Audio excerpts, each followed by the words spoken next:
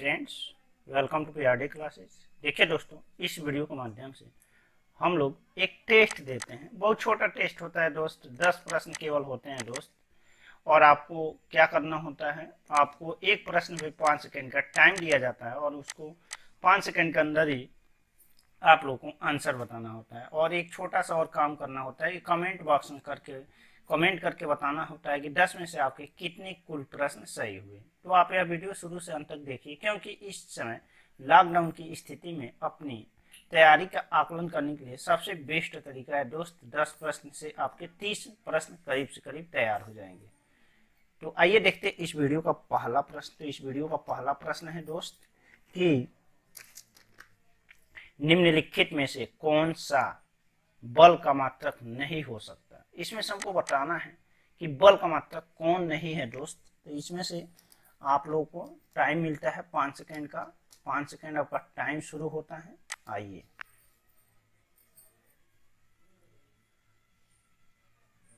देखिए दोस्त, यहाँ पे डी ऑप्शन सही है, यानी किलोग्राम प्रति मीटर बल का मात्रक नहीं होता है। न्यूटन एक बल का मात्रक है, डाइन भी बल का मात्रक है, और किलोग्राम मीटर पर सेकंड स्क्वायर भी बल का मात्रक है। ये एसआई या एमकेएस सिस्टम में होता है बल का मात्रक, ये सीजीएस सिस्टम में होता है, और यह भी एमकेएस सिस्टम में होता है। देखिए दोस्त, अगर आप समझना चाहते हैं कि एमकेएस, सीजीएस और एफपीएस क्या होता है, तो आपको एक लिंक प्रोवाइड कराया जाएगा जो डिस्क्रिप्शन बॉक्स में होगा, जहां से आप ये समझ सकते हैं एमकेएस, एफपीएस और सीजीएस के बारे में। एफपीएस और सीजीएस के बारे में आसानी समझ सकते हैं, और वहां पे मूल राशि और मूल मात्रक भी वहां आप पढ़ सकते हैं। तो यह वीडियो देखने का प्रयास कीजिएगा। अब देखिए दोस्तों, यहाँ से एक प्रश्न बार बार पूछा जाता है कि न्यूटन और डाइन में क्या संबंध होता है। तो बस दोस्त नोट कर लीजिए कि 1 न्यूटन बराबर 10 पर 5 डाइन होता है। 5 डाइन होता है। देखिए, अब देखते हैं दूसरा प्रश्न। तो दूसरा प्रश्न आपके सामने है कि निम्नलिखित में से कौन लेंस की क्षमता का मात्रक है। आपका समय शुरू होता है 5 सेकेंड दोस्त।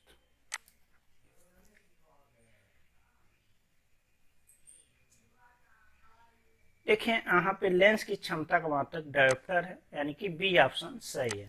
लेंस की क्षमता बराबर होता है, लेंस की क्षमता बराबर होता है 1/फोकस दूरी, 1/फोकस दूरी, लेंस की फोकस दूरी, यानी कि 1/f होता है। और ये हमेशा f जो लेते हैं किस में लेते हैं, मीटर में लेते हैं, तब हमको डायोप्टर आता है। अब देखते हैं अगला प्रश्न। तो अगला प्रश्न है दोस्त कि निम्नलिखित में से कौन एक सदिश राशि है। आपका समय शुरू हुआ।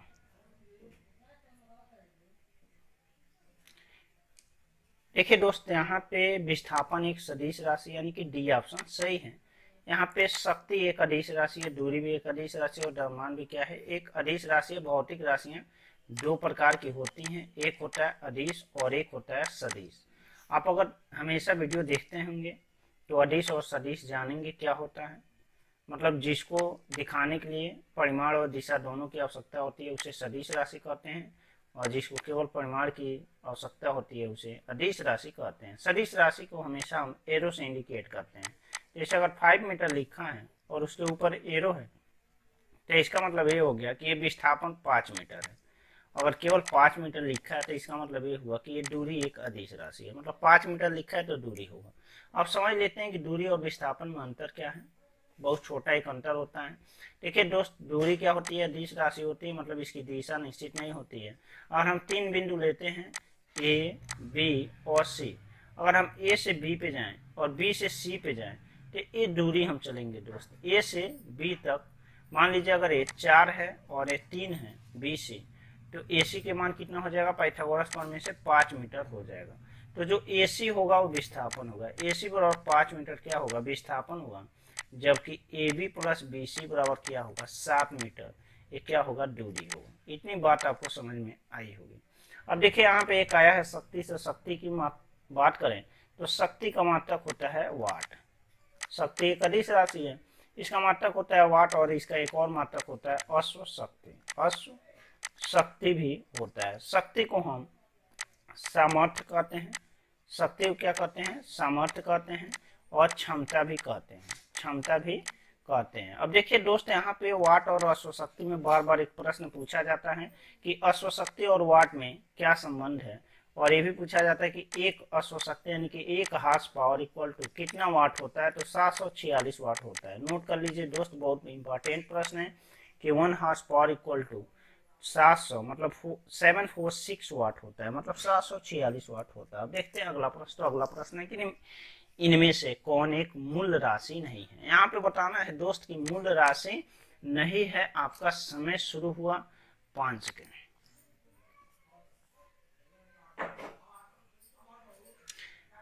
देखिए दोस्त, यहाँ पे मूल राशि, यहाँ पे बल नहीं है, बल एक मूल राशि नहीं है।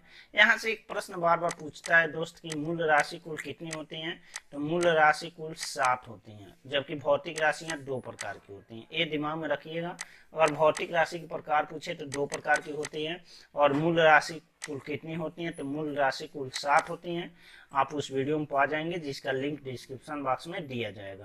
यहाँ पे दूरी का मात्रक मीटर होता है, द्रव्यमान का मात्रक क्या होता है, किलोग्राम होता है, और विद्युत धारा का मात्रक एम्पियर होता है। ये भी बहुत इंपॉर्टेंट प्रश्न है कि विद्युत धारा का मात्रक बार बार पूछा जाता है, तो विद्युत धारा का मात्रक नोट कर लीजिए कि एम्पियर होता है। अब विद्युत धारा क्या होता है दोस्तों, आवेश प्रवाह की दर को विद्युत धारा कहते हैं। और आवेश कितने प्रकार के होते हैं, तो 2 प्रकार के होते हैं, प्लस और माइनस, यानी कि प्रोटॉन और इलेक्ट्रॉन होते हैं। यही जब प्रवाहित होते हैं तो विद्युत धारा बढ़ती है। मतलब आवेश प्रवाह की दर को क्या कहते हैं, विद्युत धारा कहते हैं। आई इक्वल टू होता है दोस्त Q/T। क्यू क्या है, आवेश है, और टी क्या है दोस्तों, समय है। तो इसका एक और मात्रक हो जाएगा कूलाम पर सेकेंड, कूलाम पर सेकेंड, कूलाम पर सेकेंड। ये नोट कर लीजिएगा, फिर से अगले टेस्ट में भी ये सब आ सकते हैं प्रश्न। तो अगला प्रश्न देखते हैं। अगला प्रश्न है दोस्त की वर्षा की बूंदें गोलाकार क्यों गिरती है। आपका समय शुरू होता है 5 सेकेंड।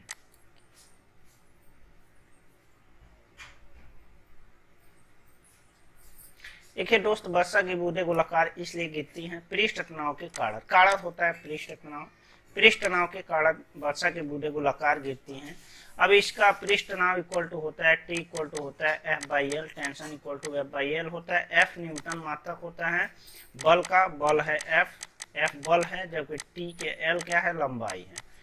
तो इसका मात्रक हो जाएगा न्यूटन मीटर। यानी ये भी पूछता है कि पृष्ठ तनाव का मात्रक बता दीजिए, तो पृष्ठ तनाव का मात्रक होता है न्यूटन पर मीटर, न्यूटन पर मीटर। नोट कर लीजिएगा, बहुत इंपॉर्टेंट प्रश्न है दोस्त। और यहाँ से एक चीज और जान लीजिए कि जितनी भी गोलाकार वस्तुएं होती है, गोलाकार आकार की वस्तु होती है, उसका आयतन सबसे कम होता है। सबसे कम आयतन गोलाकार वस्तु की होती है। इसलिए जब हमको ठंड लगती है तो हम लोग सिकुड़ने लगते हैं और गोलाकार रूप धारण करने लगते हैं। जो भी चीज होती है उनको ठंड लगने पे यही सब करते हैं। लेकिन अगर पक्षी की बात की जाए तो पक्षी ठंडी के दिनों में अपने पंख फुला लेते हैं, क्योंकि हम जानते हैं कि हवा जो होता है वो ऊष्मा का कुचालक होता है, यानी कि विद्युत धारा यानी कि ऊष्मा कुचालक होता है। इसलिए वे सब अपने पंख में हवा भर लेते हैं और उनकी ये ठंड से क्या करती है, रक्षा करती है। फिर से गाय भैंस जो भी होते हैं जानवर, वे अपना जो उनकी रोम होती हैं, जो उनके शरीर पे बाल होते हैं, वो खड़े हो जाते हैं। यही कारण है क्योंकि उसमें जब हवा फील हो जाता है, हवा भर जाता है, तो कम ठंड लगती है। आइए देखते हैं अगला प्रश्न। तो अगला प्रश्न है दोस्त की एक वस्तु जिसका द्रव्यमान 60 किलोग्राम है, चंद्रमा पर ले जाने पर इसका द्रव्यमान कितना हो जाएगा। आपका समय शुरू होता है 5 सेकेंड। देखिए दोस्त, यहाँ पे कोई परिवर्तन नहीं हुआ, कोई परिवर्तन नहीं हुआ। अचंभित होंगे क्योंकि यहाँ पे हम जानते हैं कि चंद्रमा पे गुरुत्वीय त्वरण का मान G/6 होता है। लेकिन एक चीज नोट कीजिए दोस्त, यहाँ पे भार नहीं कहा है। क्वेश्चन में क्या कहा है, द्रव्यमान है, भार नहीं है दोस्त। इसलिए यहाँ पे कंफ्यूजन थोड़ा होगा। कोई भी मार देगा 10 किलोमीटर, आंसर इसका सही करेगा, लेकिन ये रॉन्ग हो जाएगा। यहाँ पे C ऑप्शन इसलिए सही है क्योंकि द्रव्यमान की बात किया गया, और हम जानते हैं कि द्रव्यमान कहीं पे भी ब्रह्मांड में आप ले जाइए, इसका मान कहीं नहीं बदल सकता है। ये 60 किलोग्राम का 60 किलोग्राम ही रहेगा। अगर भार होता तब भार G/6 यानी कि भार इक्वल टू होता है, जान लेते हैं पहले भार इक्वल टू, तो द्रव्यमान गुणा त्वरण होता है, द्रव्यमान गुणा गुरुत्वीय त्वरण होता है, यानी कि W इक्वल टू होता है M इंटू जी, मास इंटू जी। तो जी यहाँ पे W भार प्रोपोर्शनल होता है, समानुपाती होता है गुरुत्वाकर्षण का। तो इसका मान अगर घटता है तब भार घटता है और बढ़ता है, गुरुत्वाकर्षण बल तो बढ़ता है। तो यहाँ पे चंद्रमा पे गुरुत्वीय त्वरण का मान G/6 होता है, इसलिए घट गया मान, मतलब छठवां भाग हो गया, तो इसलिए चंद्रमा पर भी भार कितना हो जाएगा, छठवां भाग हो जाएगा। लेकिन यहाँ पे द्रव्यमान की बात किया है, इसलिए यहाँ पे कोई परिवर्तन नहीं होगा। यहाँ नोट कर लीजिएगा दोस्त कि भार का मात्रक न्यूटन होता है। भार का मात्रक क्या होता है, न्यूटन होता है, ये नोट कर लीजिएगा। देखते हैं अगला प्रश्न। तो अगला प्रश्न आपके सामने है कि चींटी के डंक में कौन सी अम्ल पाई जाती है। चींटी के डंक में कौन सी अम्ल पाई जाती है। आपका समय शुरू हुआ।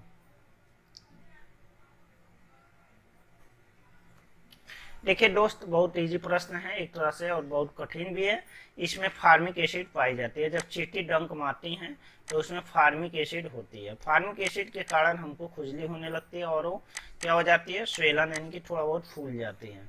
अब एस्टिक एसिड और टार्टिक एसिड, टार्टिक एसिड किसमें पाई जाती है दोस्त, तो इमली में पाई जाती है। नोट कर लीजिए, बहुत इंपॉर्टेंट प्रश्न है, बहुत बार पूछा गया है। और एस्टिक एसिड का फार्मूला होता है दोस्त कि CH3COOH होता है। देखते हैं अगला प्रश्न। तो अगला प्रश्न आपके सामने कि श्वेत प्रकाश कितने रंगों से मिलकर बनी होती है। आपका समय शुरू होता है 5 सेकेंड। देखिए दोस्त, जो श्वेत प्रकाश होती है, प्रकाश की किरण जो होती है श्वेत कलर की देखते हैं, भले हुए श्वेत देखती हैं, लेकिन इसमें कुल 60 कलर होते हैं। कुल 60 कलर होते हैं, यानी कि यहाँ पे सी ऑप्शन सही है। यानी कि वहाँ पे 60 कलर कौन कौन से होते हैं, तो VIBGOYOR याद कर लीजिए, ये 60 कलर यही होते हैं। यानी कि violet, indigo, blue, green, yellow, orange और रेड। यानी कि बैगनी, इंडिगो मतलब आसमानी, ब्लू मतलब नीला, ग्रीन मतलब हरा, पीला, संतरा कलर होगा, ऑरेंज कलर और रेड यानी कि लाल कलर। एक 60 कलर इसमें होते हैं, इसी से प्रकाश मिलकर बनी होती है।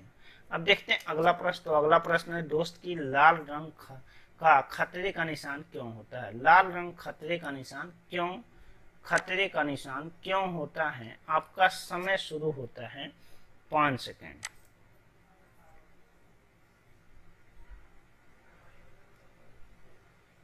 देखिए दोस्तों, यहाँ पे बी ऑप्शन सही है।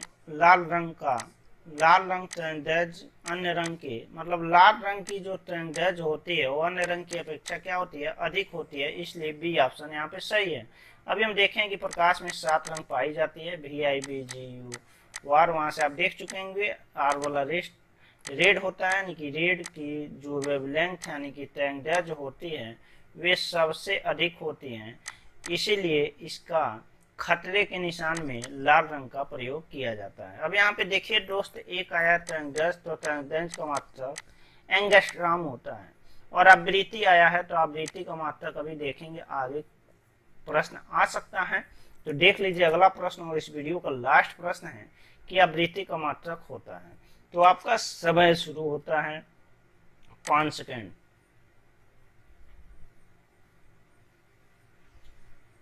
देखिए दोस्त, यहाँ पे सी ऑप्शन सही है, हर्ट्ज सही है। हर्ट्ज आवृत्ति का मात्रक होता है। अब देखिए दोस्तों, सबसे पहले समझ लेते हैं कि आवृत्ति क्या होती है।